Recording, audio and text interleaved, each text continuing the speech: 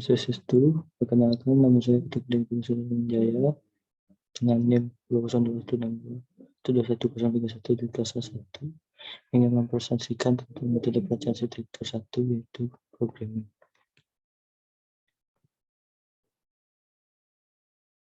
Konsep yang pertama ada pengertian, yang kedua ada proses program, dibagi menjadi 3 yaitu identifikasi masalah, yang kedua ada konsep, ketiga ada schematic design, dan ada konsep arsitektur, yang keempat ada teknik presentasi konsep, yang kelima ada penyusunan program ruang, dan yang keenam ada analisis data.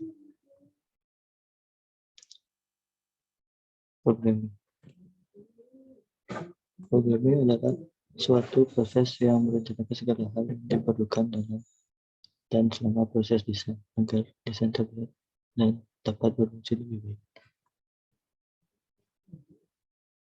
Lalu ada proses program arsitektur. Proses program dibagi menjadi 3 dan antaranya yaitu identifikasi masalah, konsep, dan schematic design. Identifikasi masalah.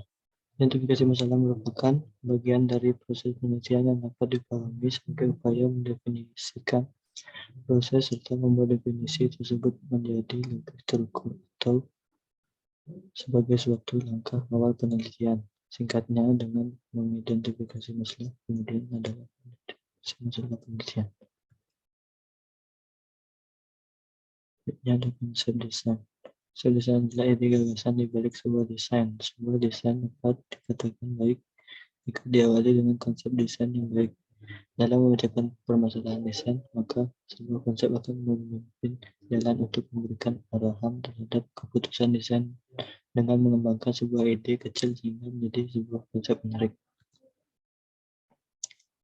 Selanjutnya ada schematic design. Bagi menjadi 5 yaitu permasalahan, referensi, analisis data, konsep desain, dan visualisasi desain. Permasalahan. Tahapan-tahapan dalam menyelesaikan persoalan bisa dengan memberikan menganalisa, membuat eksplorasi. Referensi menjadi salah satu kebutuhan dasar dalam pembuatan sebuah karya. Referensi dapat muncul dengan sendirinya ataupun kita yang mencarinya. Yang kedua, analisis data. Analisis data akan menjadikan bahan pertimbangan dalam penelitian masalah berupa konsep atau gagasan penyelesaian dari permasalahan. Yang keempat, ada konsep desain. Konsep diartikan sebagai abstraksi dari ciri-ciri sesuatu yang mempermudah komunikasi antar manusia dan memungkinkan manusia untuk berpikir. Kelima, ada visualisasi desain, yaitu melakukan pengolahan dari konsep dan ketetapan desain kemudian menjadi pemecahan masalah visual.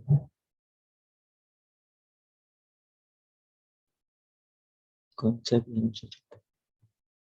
Konsep adalah abstraksi dari suatu gambaran, ide, atau menurutkan yang diketahui oleh Arifudin Djawadi, yaitu gambaran yang bersifat umum atau abstrak tentang sesuatu. Sedangkan menurut Syarifudin dan Effendi, konsep adalah sebuah istilah atau definisi yang digunakan untuk menggambarkan secara abstrak suatu kejadian, keadaan, kelompok, atau individu yang menjadi objek. Berikutnya ada konsep desain. Desain merupakan proses untuk menciptakan atau membuat objek baru. Desain dapat berarti juga sebagai hasil akhir dari proses kreatif yang sudah melalui beberapa tahap, baik itu berwujud sebuah gambar maupun objek nyata. Jenis konsep dibagi menjadi 5 yaitu konsep analogi, metafora, esensi, pragmatik, dan utopia. Analogi merupakan sebuah konsep yang desainnya mengidentifikasi sebuah hubungan sifat khas suatu benda dalam sebuah rancangan yang dimana dalam rancangan mengambil sifat-sifat dari objek. Flora metafora. Flora merupakan suatu hubungan di antara benda-benda sekitar yang hubungannya ini bersifat abstrak dibandingkan dengan nyata. Tiga esensi merupakan sebuah konsep yang dalam desainnya memusatkan pada persoalan tertentu yang telah dianalisa dan identifikasi akar-akar dari persoalannya. Anggap ada pragmatik. Pragmatik merupakan sebuah konsep ide yang dalam menyelesaikan masalah tertentu dilakukan secara nyata atau terukur. Yang kelima ada utopia. Utopia atau cita-cita merupakan sebuah ide konsep ideal yang dibawa oleh seorang arsitek dalam permasalahan desain, yang dimana ia harus memikirkan konsep yang tepat pada suatu proyek akan dijadikan dengan seorang arsitek. Ini adalah teknik presentasi konsep. Kemampuan komunikasi merupakan salah satu kompetensi yang harus dimiliki seorang analisis sistem informasi. Selain pengetahuan perkembangan teknologi informasi dan komunikasi yang up-to-date, presentasi merupakan metode komunikasi efektif yang sering digunakan dalam menyampaikan informasi. Melalui presentasi, analisis dapat menyampaikan analisis desain yang implementasi pengembangan sistem kepada stakeholder secara langsung dan interaktif.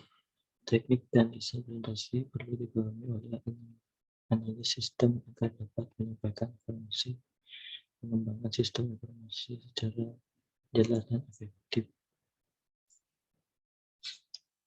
Ini ada penyusunan program ruang. Program dalam arsitektur dapat dikatakan sebagai proses menggali fakta-fakta sehingga menetapkan kebutuhan klien, di mana proses ini dapat sehingga pertimbangan seperti fungsi, ekonomi hingga waktu. Berbicara mengenai pertimbangan fungsi, berarti tidak langsung berkaitan dengan masalah ruang. Program ruang pada dasarnya adalah menetapkan kebutuhan ruang yang dapat memenuhi kebutuhan dan tuntunan klien. Ini ada penyusunan program ruang. Penyusunan program ruang dibagi menjadi 4, yaitu pertama ada menetapkan kebutuhan ruang, kedua menetapkan masalah ruang, yang ketiga menetapkan pola kebutuhan ruang, yang keempat menetapkan zoning. Terakhir adalah analisis dampak. Analisis dampak adalah sebagian tahap dalam merancang sebuah rancangan berdasarkan fakta empiris berupa kondisi existing dampak. Analisis dampak ini juga tujuan untuk menyesuaikan untuk perancangan dengan kondisi existing dampak dengan tanggapan yang terdiri beberapa alternatif. Analisis dampak. Analisis dampak dibagi menjadi 5, yaitu analisis tautan wilayah, analisis topografi, analisis lingkungan, analisis aksesibilitas, dan analisis kebijakan.